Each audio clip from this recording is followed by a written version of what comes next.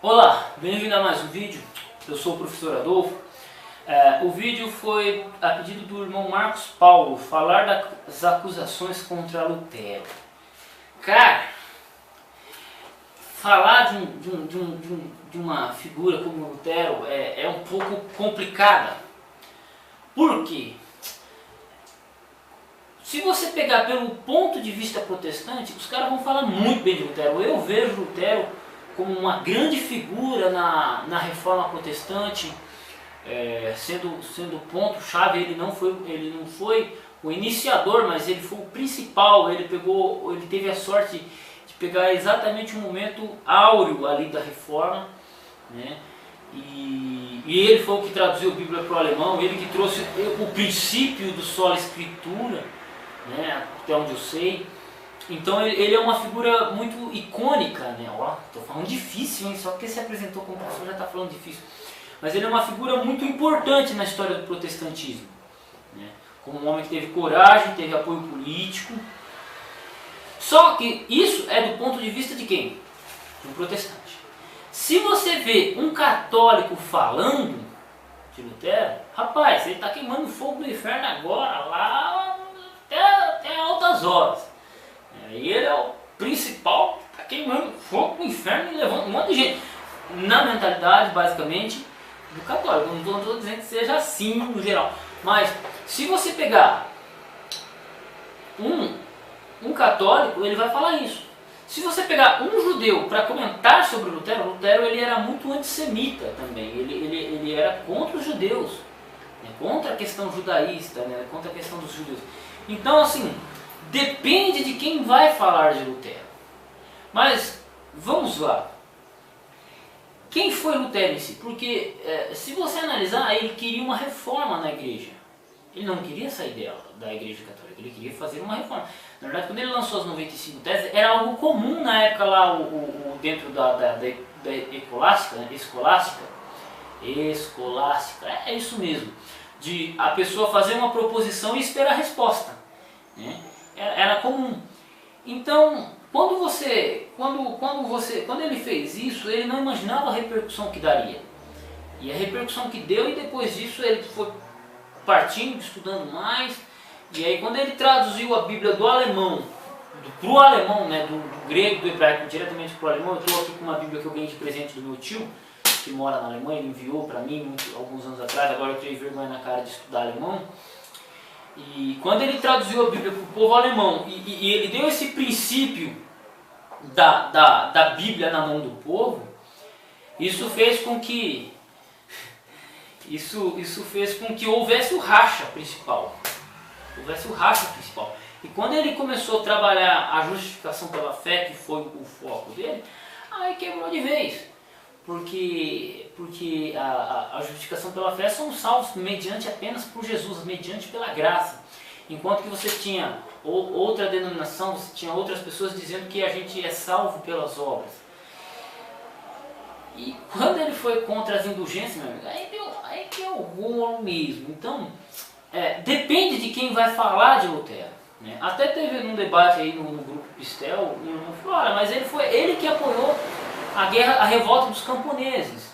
Eu falei, mas peraí, até onde eu li, onde eu pesquisei, Lutero ele não foi a favor dos camponeses. É que aconteceu o seguinte, Lutero ele foi retirado lá pro castelo, lá não sei das contas, lá eu ainda vou aprender a falar, não sei se é castelo de Wittenberg, ou outro castelo, muitos nomes, ou ainda vou aprender a dominar melhor.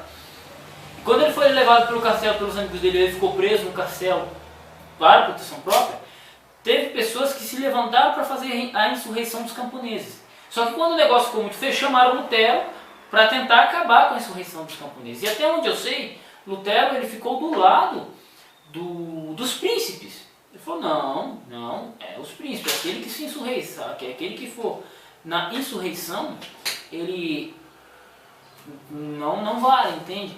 Então é algo complicado, existe muita falha histórica, né? Até vi um blog católico, quando eu estava lendo um dos artigos aí, que eu gosto muito de ler artigos, um dos blogs católicos, que falou assim, olha, hoje muito se fala sobre Lutero, mas pouco se fala sobre o que ele acreditava. E de fato, a gente tem muito pouco trabalhos de Lutero, né? Muitos poucos materiais aí falando sobre Lutero, sobre o que ele acreditava. Temos aí as 95 teses, tem muita bibliografia, né? Graças a Deus, graças aos 500 anos de reforma, hoje as editoras decidiram falar sobre Lutero. Mas até o período que eu vi o blog, de fato faz sentido, porque fala-se de Lutero, imagina-se Lutero, mas você não sabe muito sobre como ele acreditava, o que ele acreditava, qual era o ponto de vista dele. O maior enriquecimento, 2 pontos positivíssimos que eu vejo sobre a pessoa de Lutero foi a sólida escritura, né? A sólida escritura, a Bíblia na mão do povo, né? Somente as escrituras são regra de fé. E a justificação pela fé. Cara, a justificação pela fé é a base central de todo o pensamento protestante.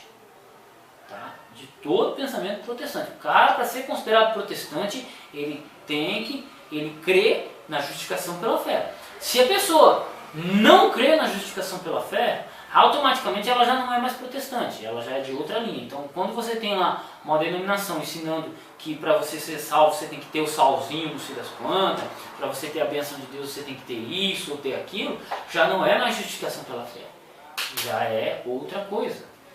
Tá? Então, na verdade era contra isso que Lutero também lutava, né? Então, é muito complicado, a história é muito complicada você comentar, porque depende de quem fala. Depende de quem fala. E depende de como ela fala. Porque, por exemplo, o Lutero ele modificou um pouco da história, porque quando ele traduziu a Bíblia, cara, eu enfatizo isso, porque quando ele traduziu a Bíblia para o alemão, ele além de unificar a língua alemã, que na verdade a Alemanha não existia, né? Eram vários estados menores assim, que depois se unificaram de vez, né? E hoje onde ficava a faculdade que ele deu aula, o castelo e tal, aí é considerado a Alemanha. E ao fazer isso, ao traduzir a Bíblia, ele fez com que o povo tivesse mais acesso ao conhecimento, né? Que para você ser protestante, você tinha que ler as escrituras, não adianta. Você pode interpretar, você não precisa de um sacerdote que interprete por você. Né? Você não precisa de alguém interpretando as escrituras para você. Você mesmo pode pegar e interpretar. Esse é o dever de todo cristão.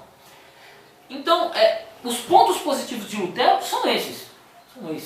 Justificação pela fé, só escritura. E o cara escreveu muito, cara. O cara escreveu muito mesmo. E ele foi o pontapé, porque ele auxiliou na tradução da Bíblia para outros lugares, melhorou a tradução dele durante o tempo.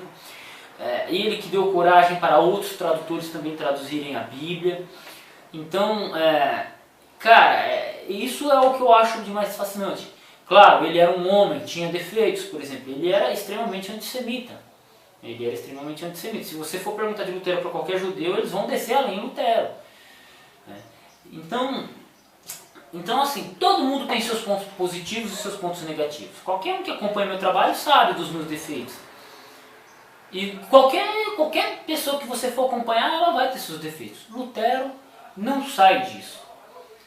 Porém, a história, eu acredito que a história tem que lembrar de Lutero como um grande herói. Ele é um marco para a história protestante, ele é um marco para a nossa vida, porque ele era um homem que achava que as escrituras eram apenas poucas porções, ele não tinha uma noção clara do cara estudando dentro do mosteiro, e as escrituras não eram, ele achava que as escrituras era só um pedaço aqui, um pedaço ali. E quando ele se deparou com a Bíblia acorrentada, cara, no mosteiro, isso mudou a vida dele. Isso mudou. A Bíblia trouxe paz para ele. E por isso que ele traduziu a Bíblia para que outras pessoas tivessem paz. Então, eu finalizo esse vídeo com isso. Apenas a Bíblia pode lhe trazer paz. Apenas a Bíblia pode lhe trazer paz. Homens vêm e vão. Homens têm falhas. Mas a Bíblia pode lhe trazer paz. Até o próximo vídeo. Fique com Deus. Irmão Marcos Paulo, obrigado pelo pedido do vídeo. E sempre, eu gosto muito de falar de Lutero. E é isso. Até o próximo vídeo. Fiquem com Deus.